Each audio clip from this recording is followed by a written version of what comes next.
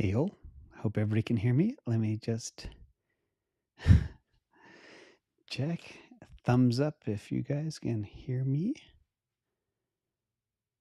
Denmark is present. Hording Gode. Godnade. Hope you had some food. Let me make sure. Excellent. We are alive. So, and as usual, let's not waste any time and jump right in. So, big thank you to everybody for being here. Happy Tuesday. And it was a holiday weekend here in the US last weekend, but that didn't stop anything. So, a couple of things I want to talk about today in particular is really, again, this continued barrage of FUD. By the way, I had some complaints about my audio yesterday. Sound is good, no echo. Woohoo! Thanks, guys. You know me so well right now. It's like I don't even have to ask. You're like, oh, yeah, sound is good. So I am not a sound engineer. I wish I was. I'm really bad at light, sound, cameras, all that crap. Anyway, I want to talk today about, again, the continued barrage of FUD and why it is. And I am going to join the parallels between the whole DeFi revolution that's happening. And as you guys know, I am super bullish on DeFi. And I just realized I looked at my account last night and my Aave position is now a lot bigger than my Solana position. So I thought that was kind of interesting, and I'll give a detailed breakdown of my portfolio real soon when I can aggregate it all across a whole bunch of different exchanges. But as usual, let's just talk about where we are today. And math, money, freedom, you guys know the drill. None of this is investment advice, just edutainment. So what I really want to talk about here is the whole world of DeFi, and what's going on. Now, DeFi is definitely real. It's the real deal. And I will share some breakthrough news to illustrate that. Now, banks are really being drained of deposits. And this is, I think, one of the reasons why you're seeing this big revolt against institutions, against individuals, because their funds have been drained for the longest time now from traditional savings accounts that were paying 0% interest rate. And the retail investor is front running the other investors. And they're being very shrewd by getting in early on things like crypto and also doing things like staking. So let's first of all start with the bad news. And this one is an old one. And I heard actually this may not actually be Gandhi's quote, but he did use it very regularly. First, they ignore you. The banks ignored crypto and DeFi. They thought it was all crap. Then they laugh at you and think, oh, yeah, it's completely silly. Now we're at the fighting stage. And this is exactly what's going on. Now, let's look at some of the news that popped up recently. The Binance hits keep coming. 3 weeks ago, I did a video on Binance saying, there's some stuff going on that looks really weird. But the banks are now shutting down. They're using any excuse to shut off Binance. So Barclays, one of the leading banking institutions in the UK, announced that they would no longer support wiring funds to Binance. And when the bank made this announcement, effective immediately, they told customers meant to protect their money. And this was like people were going mad about this over the weekend. However, this action doesn't impact the ability for customers to withdraw their funds from Binance and put them back into the bank. Makes sense, huh? And the decision, they said, was taken as a result of the FCA warning to consumers. Now, in other news, this is also related, but for those of you in Europe that use SEPA transfers, it's a common payment method that European customers use to deposit funds to things like crypto exchange. Basically, these have all been shut down too, and it prohibits the exchange from operating in the UK. So it's unclear whether Binance plans to resume SEPA transfers or not. We have to see how that rolls out. In addition, another country just decided to ban Binance, and that is the Cayman Islands. This is where Raoul Pal is based. And so a total of 4 different financial regulators have come down hard on Binance from all over the world. You have Ontario shutting down Binance at the end of the year. You've got Japan FSA said Binance continues to operate in a legal manner. You've got the UK FCA, not FCA like in Japan, said Binance is not permitted to undertake any regulated activity in the UK. Regrettably, Binance can no longer continue to service Ontario-based users as well. Now, Cayman So much of this fuss may be over what they call the BLVTs, which are the Binance Leverage Tokens, which are a derivative product, and giving this leverage exposure that some people are getting burned on. So this could be part of the reason, but we're not exactly sure. Now, in sad news and other Swiss news, and I literally had a Bankverein, which is the old name for UBS, Swiss bank account for a long time, up until about a year ago. But part of what I did a video last week on what I believe to be a global coordinated attack on crypto. Sure looks like it. Switzerland's largest bank, UBS, has advised investors to stay clear of cryptocurrencies and build their portfolio around less risky assets. Of course they do. Things that they can control better.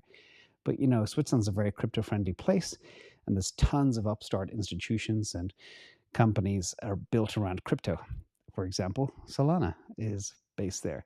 Now, the UBS analysts warned that regulators have demonstrated that they can and will crack down on crypto. So again, the coordinated attack is real. It's happening.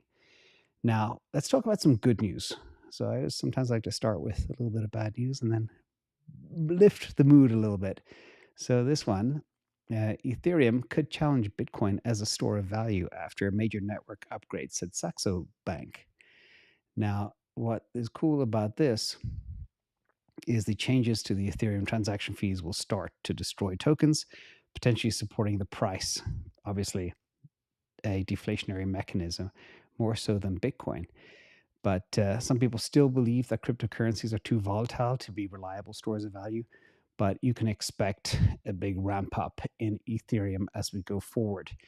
Now, tied into that is, as you know, on the 23rd of June, I did an Aave video, Should I Buy? And I regret saying something in that video. I said, it's a no-brainer to buy Aave under $200. But one of the things that did happen over the last couple of days is Aave Pro is a permission version of its platform geared towards institutional investors.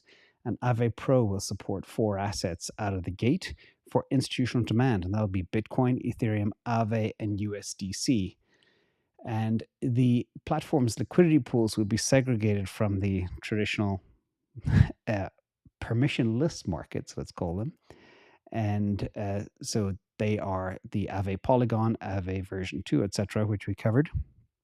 But the most notable feature of the Aave Pro here for the institutions is it'll work with Fireblocks, which is actually the same custody unit that Celsius uses, and it's smart contract based, of course, and it'll have all the KYC verification to access the platform. And that means that financial institutions can enjoy the benefits of the automated DeFi yields. So what you have here, real quick, is you have banks and financial institutions now dying to seek out yield, and they haven't been able to do that before. And Aave being able to turn this on like that is really, really quite impressive. Hence, this revolution is happening. It's happening fast. So this is no longer just retail investors dumping money into Aave. This is now institutional money too, which could be hundreds of millions and billions. Now, quick look at the Aave chart, and the DeFi sector is completely on fire.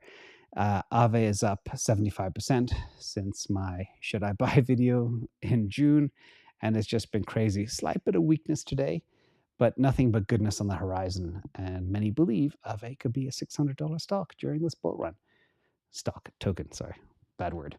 Now, getting back to Ethereum and a little bit about the London fork.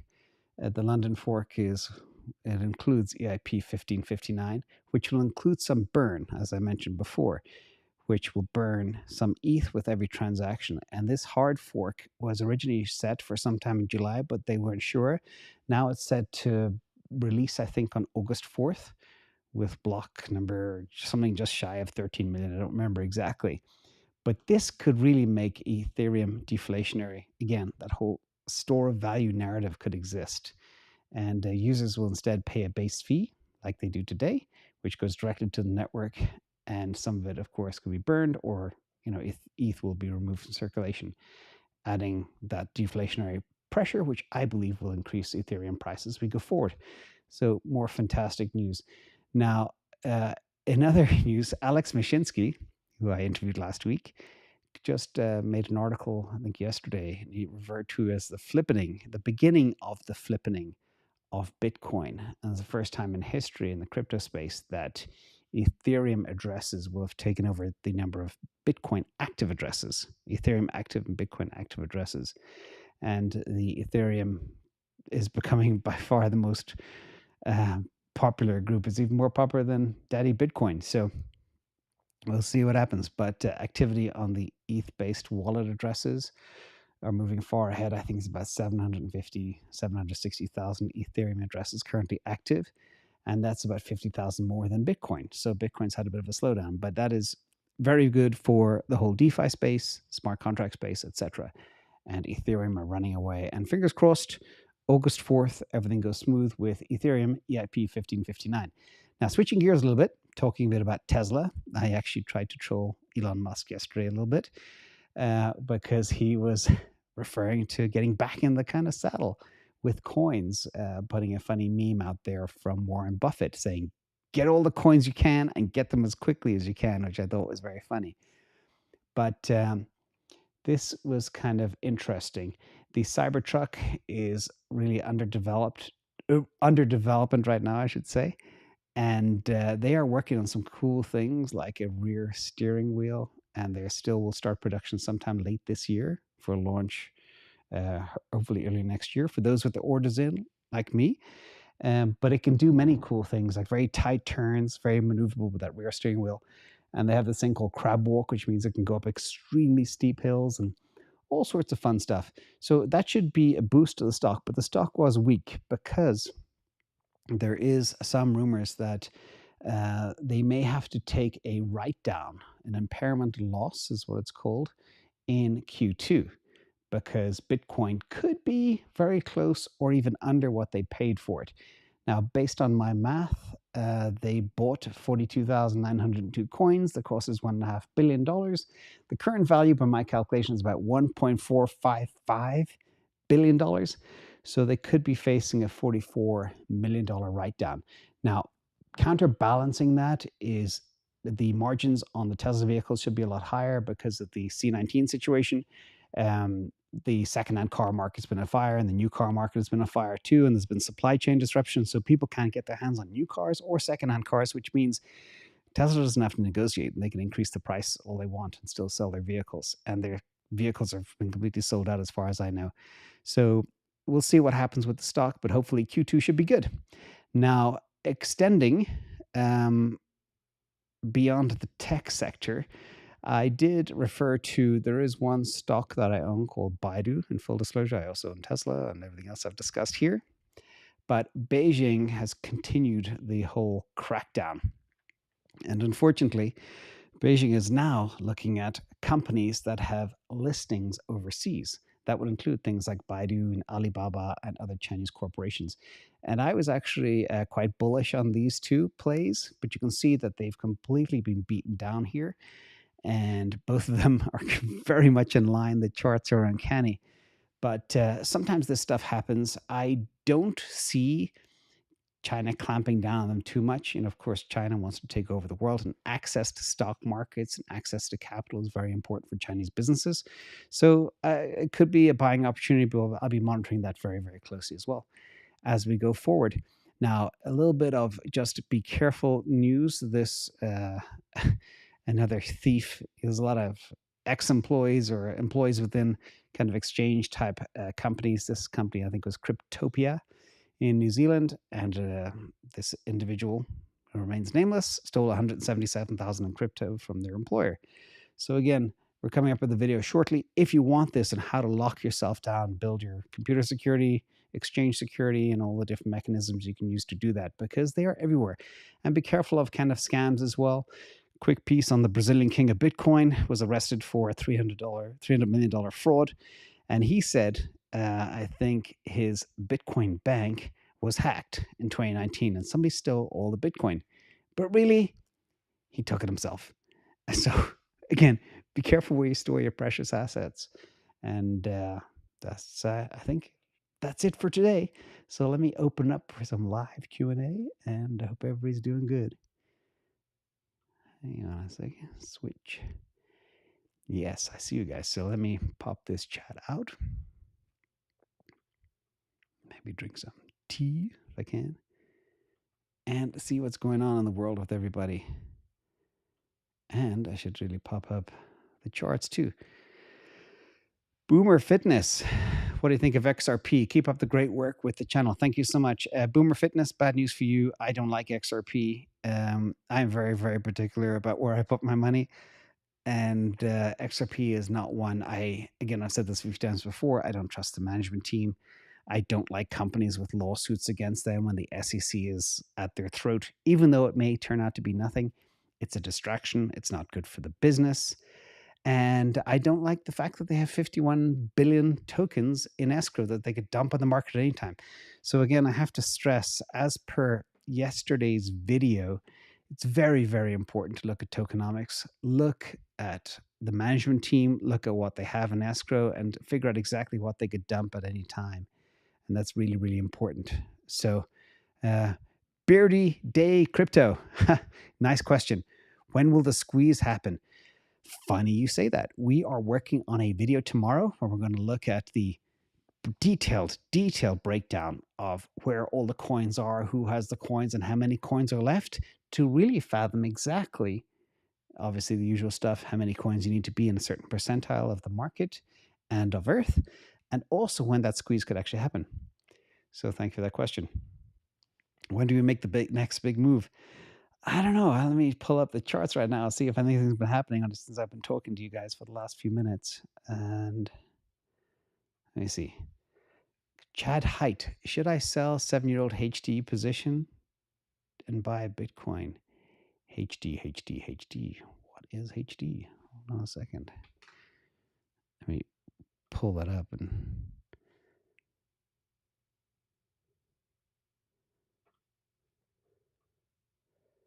and hold on a second. HD ticker. I don't know. HD ticker. Oh, is that Home Depot? Aha. Yeah, interesting one.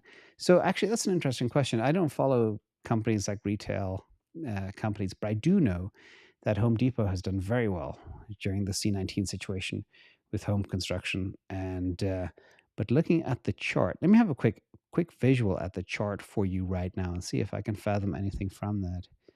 This could be interesting doing this on the fly. Again, I haven't analyzed their financials or fundamentals, but Home Depot, and I know nothing about it. So Home Depot.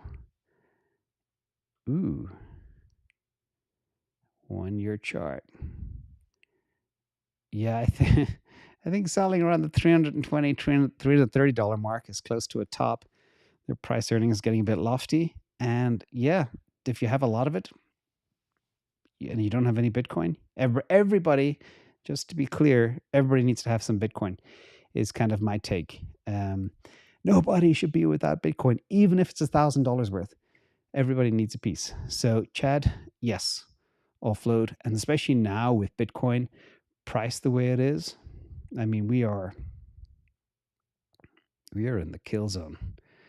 It's up $420 over the last while, but at 34,000. And remember, watch very carefully as well. I do expect a bit of softness in the market for Bitcoin over the next, say, 7 to 10 days because of some release that's happening from Grayscale. But I do believe a lot of institutions will be there to buy it up. So big thank you for the question. Ryan, good to see you. Sailor still has 1 billion at his fingertips. What is he waiting for? He's repeated many times, price does not matter. What does? I think this time he's timing. He's being more clever. I think he is also getting a lot of scrutiny from investors and shareholders and the board. Hey, dude, you're buying way too much Bitcoin. Because by my math, if he does blow this 1 billion, he will have very close to 1% of all Bitcoin on Earth. Remember, there's the Satoshi lockup and over 4 to 6 million coins are lost. So he'll have very, very close to 1% of all Bitcoin. And that's too much for one company, in my opinion. I have a very big position in MicroStrategy. I've always been bullish. I've been talking about MicroStrategy in November 2020 when nobody even knew what it was because of what they were planning to do. So, interesting question. I think he's under pressure not to go too much, but I do believe, and in fact, this wouldn't surprise me, and I always think about all the angles and try to put my little brain inside his brain, which is far bigger than mine, is maybe he could orchestrate an OTC transaction with Grayscale, because the amount that he needs to buy is very close to the amount that they are going to offload. So it's almost similar. So Ryan, that'd be my guess. And that's what I would do. I'd be calling up the Grayscale folks and say, hey guys, let's just do this over the counter real quick. Let's bring softness to the market and let's get a crushing deal for each other. Here's the money. So Satwik Deshpande, thank you so much. Hey James, a chance to look at Alchemix. They claim to never liquidate anyone and the yield pays off the loan. I had a very brief look, but they seemed very, very small.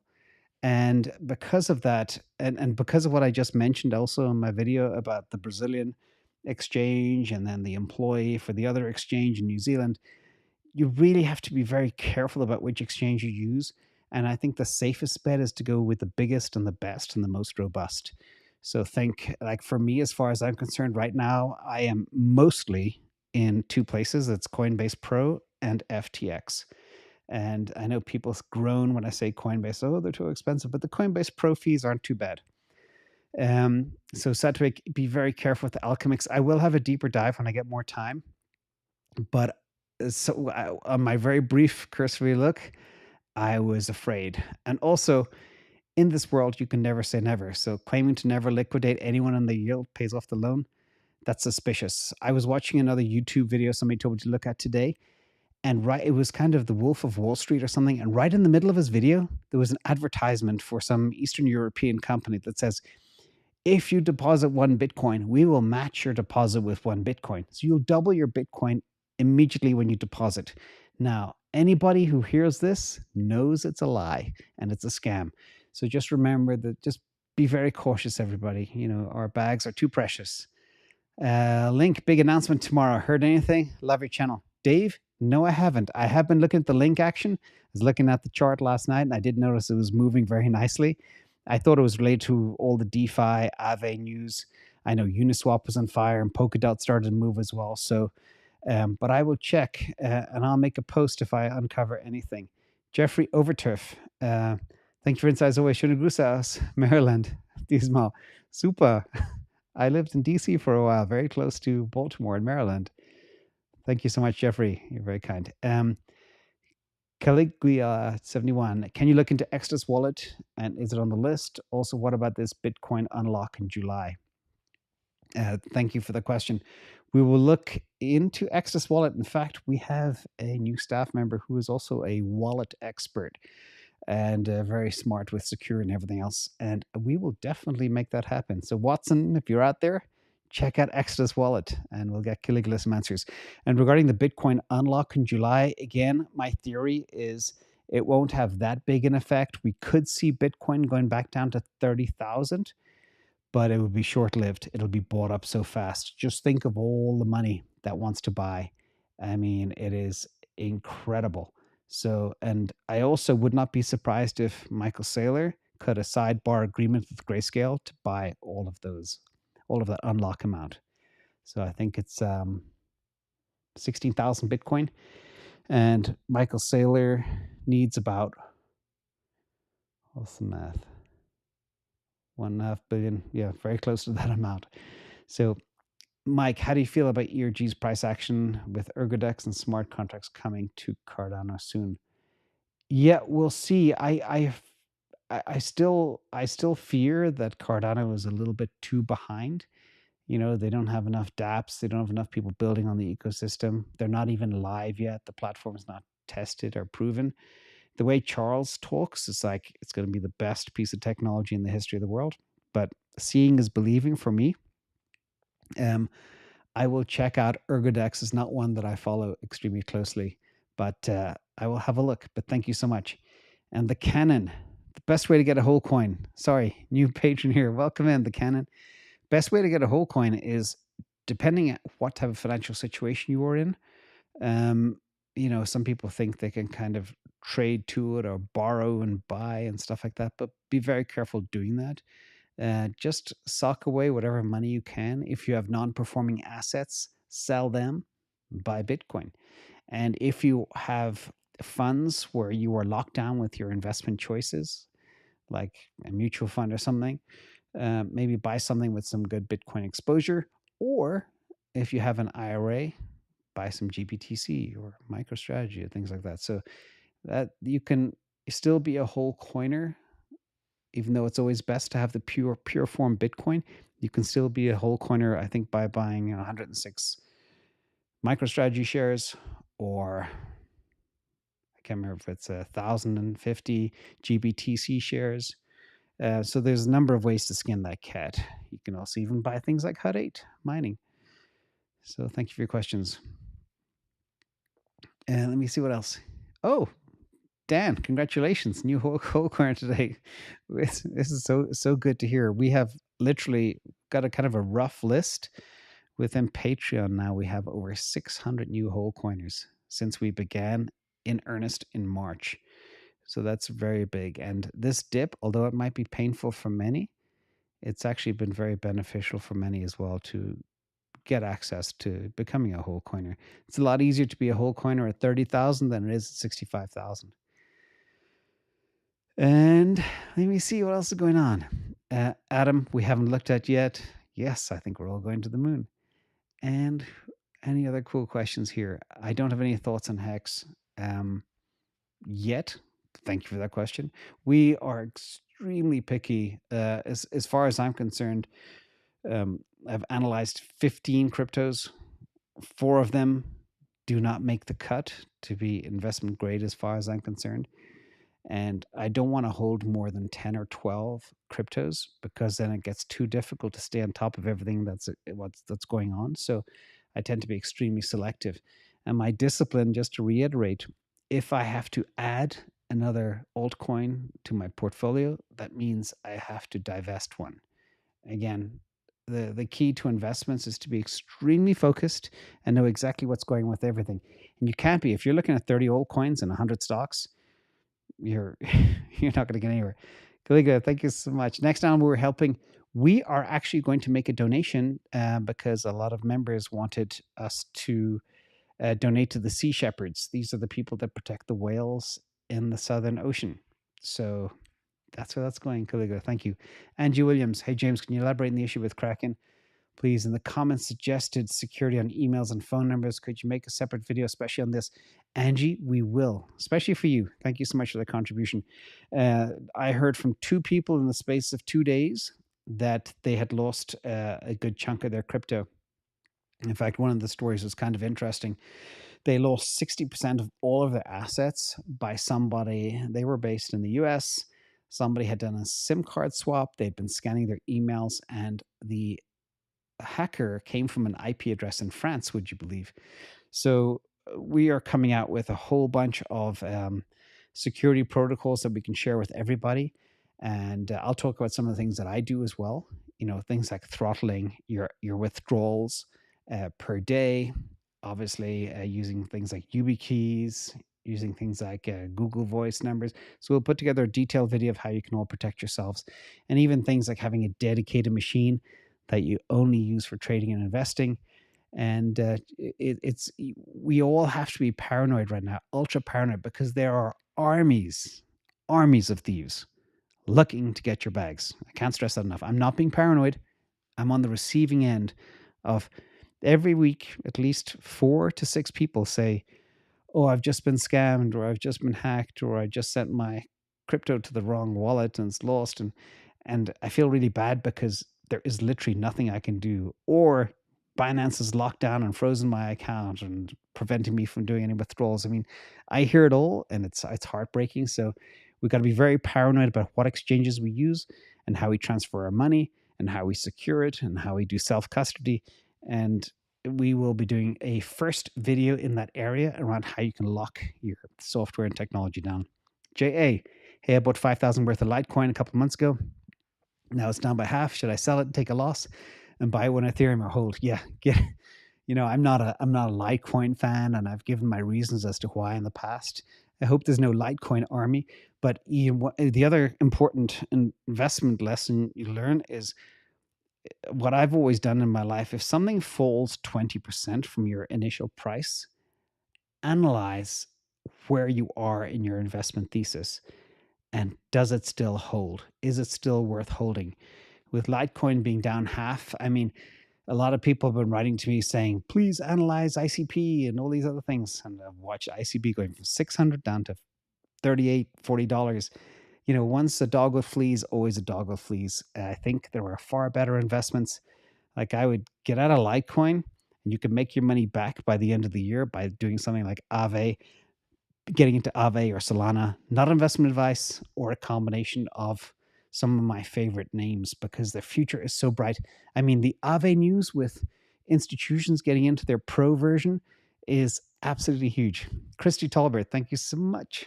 Hello from sunny Naples, Florida. Hello, Florida. Thank you for the free entertainment, and more importantly, what you do for else. Yeah, you're welcome. And just for new people who may not know, any super chats that come in here all go to sponsoring animals. And any referral fees from exchanges or anything else that I get also goes. I do this for the love of the people and the love of the world. What do you think of Nano? Mac on cars. Nano is one of the ones that is on our list that we're going to look at next. We're looking at AVAX is the next one we're looking at. And then Theta, Thor, Nano, and a couple of those others. We might actually look at the FTX token itself, and a lot of requests for Celsius. So help drive this bus, everybody. Let us know in the comments below what you feel. But Nano is on the list. We're probably like 3 tokens away from analyzing that. So Mac and Cars, thank you so much. And Carlos Hernandez, thank you so much. If there was a question to go with that, let me know. Sometimes people, I've never done a super chat, but if there is a question to go with that, let me know. And Caligula, buy YubiKey from manufacturer, not on eBay or Amazon. Yeah, I think Caligula, Amazon is safe as long as you're not buying it from an Amazon seller. But Amazon proper, it's safe. And you can actually check the serial code of your YubiKey on the Yubi website as well. So should be okay. All right, everybody, if that is it, I would buy a question, but I really forgot. Rohel, let me know what the question is. I'll answer it. And Carlos, thank you so much. Solana is strong. In fact, a quick look at exactly what's going on in the crypto world. What I was funny yesterday and today, a lot of my favorite names were pumping really nicely. But the market just opened. The way my chart looks, it just flicked to a new day. When it passes midnight GMT, I think. So Solana, everything is kind of flat, but it has been everything's been really strong over the last couple of days. So big thank you to everybody. Yeah, Mr. Keyframes, that's a good question. I heard Bitcoin won't hit an all-time high again. Again, there's so much FUD out there. There was a survey done by top investment advisors, all right? And most of them said, hey, Bitcoin will be flat or down by year end. These are investment advisors. These are people that have been doing the same thing for 30 or 40 years. They advise their customers not to buy Bitcoin. Do you know how many people have bought Bitcoin on this earth? Less than 1.5% of the population, all right? Do you think these investment advisors know what it is or how important it is or how life-changing it is? The investment advisors typically work for big firms and they sell what the big firms tell them to sell, like mutual funds and silly things like that. So yeah, don't worry about that. Hey, Mike, thank you so much for being there. And yeah, Farmer's Daughter Organics. Thank you so much for the contribution. A lot of people in Canada. And I hope you guys figured out the whole Binance situation. Exactly, David. Good point. They'll never recommend something that will reduce their assets. Remember, the beginning of this video, everybody, the DeFi revolution is happening. It's exploding. It's up 2,000 times in total locked value since 12 months ago. And it's only just beginning. And it's huge. BidMoon, oil stock thoughts. James, oil's at an all-time high. There's no more money to be left in oil stocks. That's when you start going into shorting them. When you start seeing oil over $75 a barrel, time to short, especially with all the revolution that's happening around electric vehicles and alternative energy and everything else. Oil will be a dinosaur. So good short at that price. Carlos, you're too kind. I think you've made 2 super chats. Let me know if I can refund you. Everybody's too generous. But yes, all of this money will go to the Sea Shepherd and we'll showcase that investment and sponsorship next Sunday. Big thank you, everybody. Stay safe out there. And thanks for being here today. See you tomorrow.